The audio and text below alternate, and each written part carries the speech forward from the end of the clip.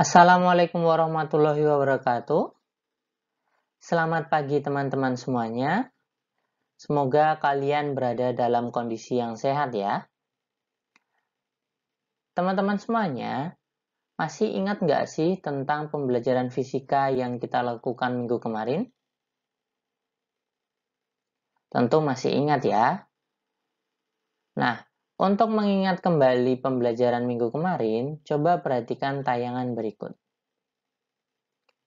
Di sini ada mobil yang bergerak ke kanan dengan kecepatan konstan. Nah, pertanyaannya nih, kira-kira mobil tersebut melakukan gerak apa dan bergeraknya di sumbu apa? Iya, tepat sekali. Mobil bergerak pada sumbu X dengan jenis gerak yaitu GLB, gerak lurus beraturan. Kenapa? Karena mobil bergerak pada bidang horizontal dan jenis geraknya adalah gerak lurus beraturan karena kecepatannya selalu konstan.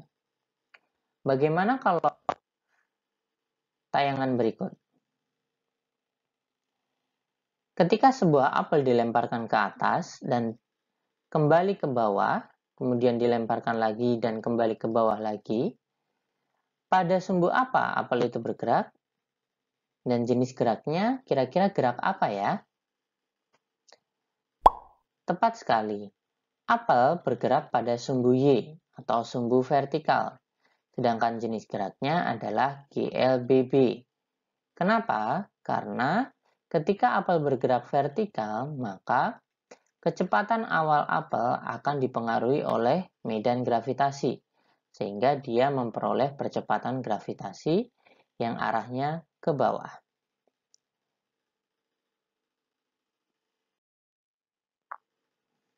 Teman-teman semuanya, kalian pasti suka olahraga ya? Kalian pasti nggak asing dengan olahraga ini. Ya, olahraga ini namanya adalah olahraga bola basket. Sekarang coba perhatikan gerak bola yang dilempar oleh anak-anak itu. Kira-kira bentuk lintasan dari bola itu seperti apa ya? Kemudian bola itu bergerak pada sumbu apa?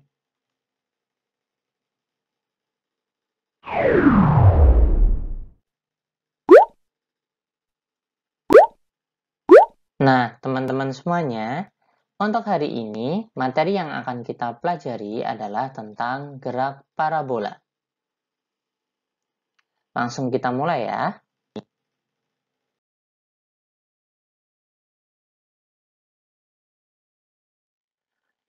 Untuk mengetahui bentuk lintasan dari bola basket tadi, mari coba perhatikan tayangan berikut.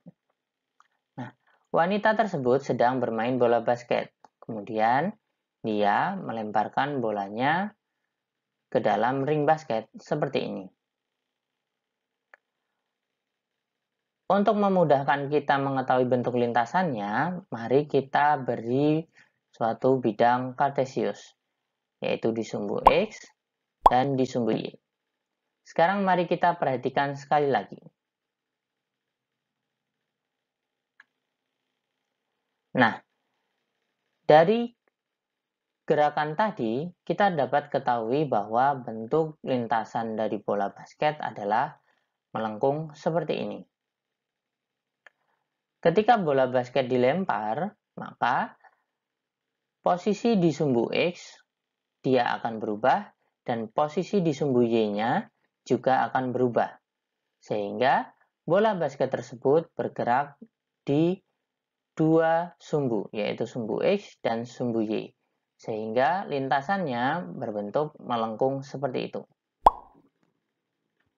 Maka kita dapat simpulkan lintasan dari bola basket yang dilempar adalah membentuk garis melengkung. Kira-kira kenapa ya kok bola basket yang dilempar tadi lintasannya bisa melengkung? Mari kita analisis bersama-sama. Ketika bola basket dilempar, dia akan membentuk lintasan yang melengkung seperti itu. Nah, saat bola basket itu dilempar, maka bola basket itu memiliki kecepatan yang arahnya miring seperti ini. Kita namakan dengan V0, yaitu kecepatan awal. V0 ini akan membentuk sudut dari sumbu horizontal atau sumbu X-nya. Sudut ini biasanya diberi simbol theta. Sudut ini dinamakan dengan sudut elevasi.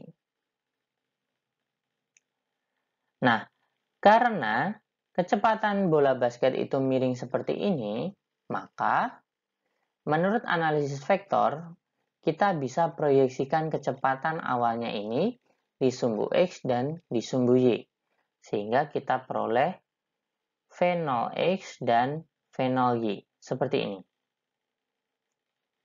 Nah, sekarang kita tahu bahwa bola basket tersebut memiliki dua komponen kecepatan, yaitu di sumbu X dengan kecepatan awalnya V0X dan di sumbu Y dengan kecepatan awalnya V0Y.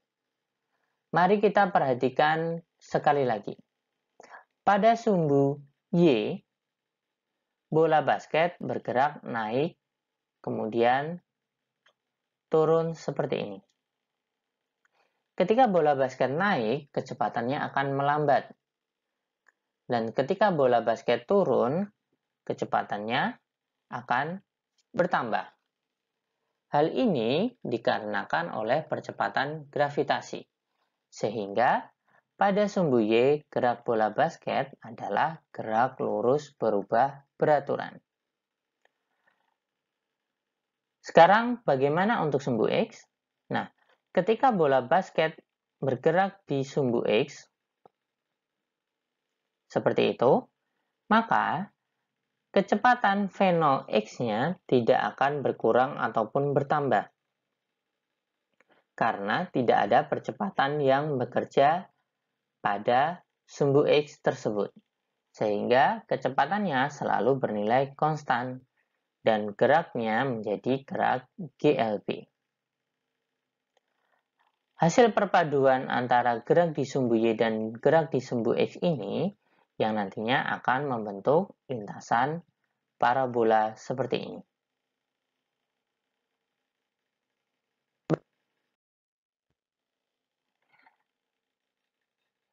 Baiklah, teman-teman semuanya, dari hasil analisis tersebut, kita tahu bahwa ketika bola basket dilempar seperti ini, maka dia akan menempuh lintasan yang bentuknya melengkung dan bergerak di sumbu X serta di sumbu Y.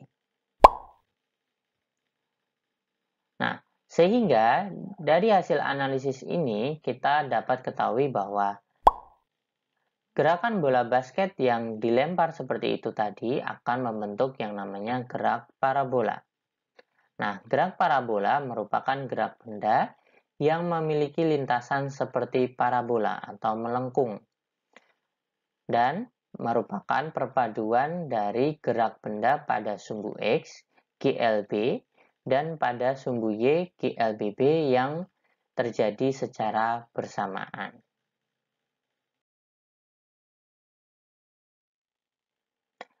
Nah, selanjutnya mari kita bahas tentang kecepatan benda. Kita tahu bahwa kecepatan awal dari bola basket yang dilempar tadi adalah sebesar V0 yang arahnya membentuk sudut theta dari sumbu X. Sehingga ketika kita proyeksikan kecepatan awalnya akan menjadi V0X di sumbu X dan V0Y di sumbu Y. Nah, berdasarkan analisis vektor, ketika benda memiliki kecepatan miring seperti ini, maka benda akan memiliki dua komponen kecepatan, yaitu di sumbu X dan di sumbu Y. Tapi, nilai dari V0X dan V0Y itu berapa ya? Kan yang diketahui hanya V0-nya saja dan sudutnya. Nah, untuk mencari V0X, berarti nilainya adalah sebesar V0 kali cos theta. Ingat pembelajaran di vektor, ketika suatu vektor itu diproyeksikan mendekati sudutnya, berarti dia dikalikan kosinusnya, berarti V0 kali cos theta. Sedangkan untuk V0 Y berarti V0 kali sin theta. Sekarang mari kita bahas tentang komponen kecepatan dari bola basket tersebut. Pertama, di sumbu X. Nah, pada sumbu X tadi berlaku yang namanya GLB, gerak lurus beraturan, sehingga kecepatannya selalu konstan. Maka, kecepatan di sumbu X-nya atau Vx itu selalu bernilai V0x atau nilainya selalu V0x. Sehingga kita peroleh Vx sama dengan V0 cos theta. Nah, kecepatan ini selalu bernilai sama di semua waktu. Karena pada sumbu X, benda bergerak GLB. Kemudian di sumbu Y. Ketika di sumbu Y berlaku GLBB, maka VY sama dengan V0Y minus AT. Kenapa kok minus? Karena ketika awal dilempar, bola akan bergerak naik sehingga percepatan akan melawan arah gerak benda. Kita masukkan nilai V0Y-nya sehingga diperoleh VY sama dengan V0 sin theta. Kemudian percepatannya kita ganti menggunakan percepatan yang bekerja pada peristiwa tersebut, yaitu percepatan gravitasi, sehingga diperoleh minus G kali T. Nah, karena kecepatan memiliki dua komponen seperti ini, maka kita bisa menuliskannya menggunakan vektor, di mana V sama dengan Vx, Vy, atau kecepatan di arah sumbu X dan kecepatan di arah sumbu Y. Kemudian, untuk mencari besar atau nilainya, tinggal kalian mencari resultan dari Vx dan Vy-nya. Selanjutnya, mari kita cari tahu tentang persamaan posisinya atau komponen posisi.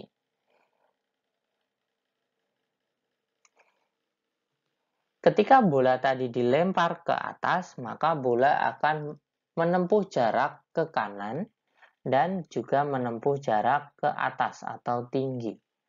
Nah, jarak pada sumbu X kita namakan dengan jarak atau jangkauannya. Pada sumbu X karena tadi berlaku GLB, maka berlakulah persamaan X sama dengan V0x kali T. V0x adalah kecepatan mula-mula pada sumbu X. Kita masukkan sehingga diperoleh X sama dengan V0 kali cos theta kali T. Ini merupakan persamaan yang digunakan untuk mengukur jarak yang ditempuh oleh benda yang bergerak parabola pada sumbu X-nya atau sumbu horizontalnya. Sedangkan untuk sumbu Y atau tinggi yang ditempuh benda, maka kita gunakan persamaan GLBB. Maka diperoleh Y sama dengan V0Y kali T min setengah AT kuadrat. Kita masukkan V0-nya, sehingga Y sama dengan V0Y yaitu V0 sin theta kali T dikurangi setengah percepatan yang bekerja adalah gravitasi sehingga setengah GT kuadrat. Ini adalah persamaan yang digunakan untuk menghitung tinggi tertentu atau tinggi di saat tertentu. Sedangkan posisi benda dari titik awal kita dapat gambarkan dengan sistem koordinat vektor seperti ini, yaitu X, Y.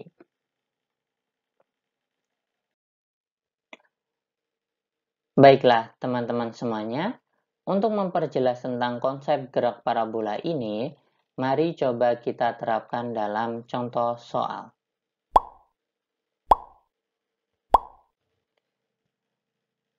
Soalnya seperti ini. Ani sedang bermain bola basket. Ani melempar bola basket dengan kecepatan 10 meter per sekon, membentuk sudut elevasi 53 derajat. Tentukan jarak, tinggi, dan kecepatan saat waktunya 1 detik. Pertama-tama, kita tuliskan dulu yang diketahui. Pertama, kecepatan awalnya atau V0-nya.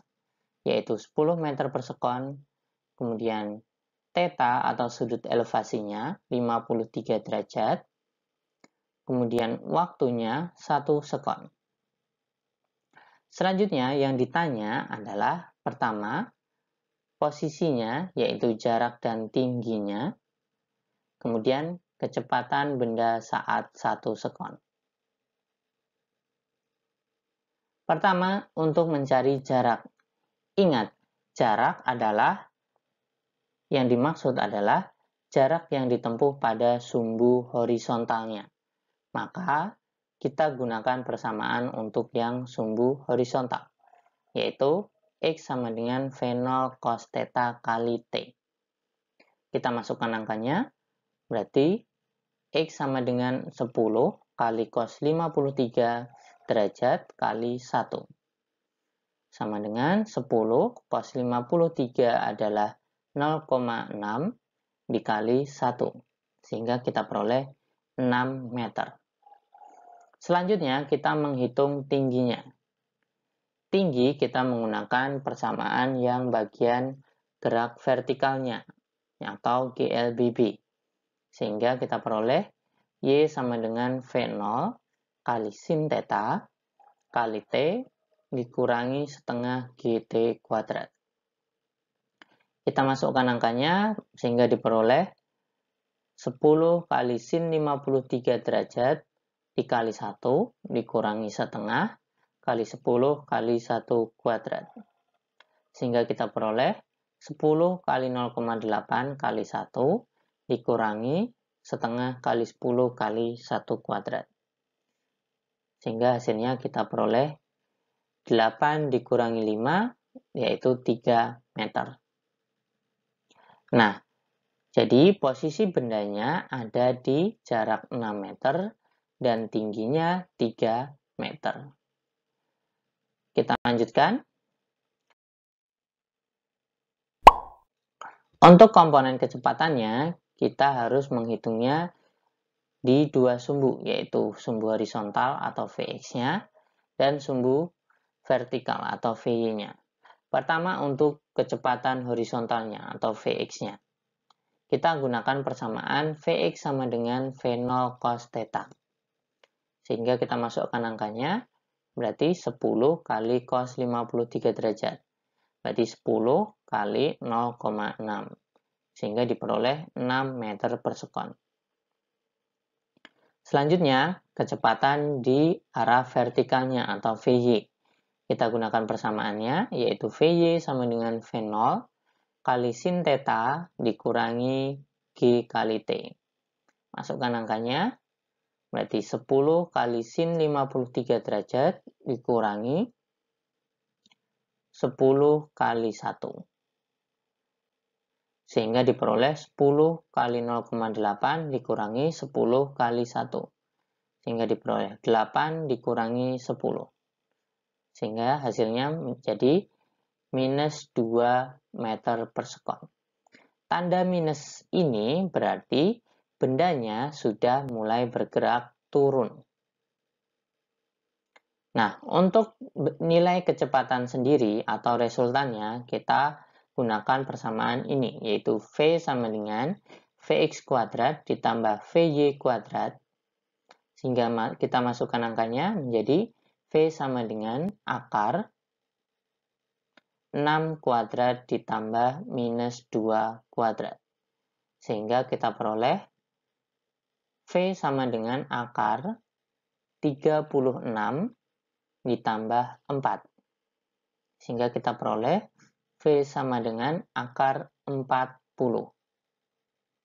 Yaitu V sama dengan 2 kali akar 10 meter per sekon. Baik, sampai sini apakah ada pertanyaan? Baik, kalau tidak kita lanjutkan ya. Baiklah teman-teman, sampai di sini apakah sudah paham tentang gerak parabola? Baik, untuk gerak parabola, selain dari bola basket yang dilempar, masih banyak sekali dalam kehidupan sehari-hari gerakan benda yang menerapkan prinsip gerak parabola. Contohnya adalah gerak bola yang ditendang oleh pemain sepak bola, gerak rudal yang ditembakkan oleh kapal selam, gerakan dari motor cross, dan gerakan bola yang dipukul oleh pemain baseball. Nah, teman-teman, untuk pembelajaran gerak parabola pertemuan pertama ini cukup sekian dulu. Kita lanjutkan pada pertemuan kedua. Untuk kali ini kita cukupkan. Wassalamualaikum warahmatullahi wabarakatuh.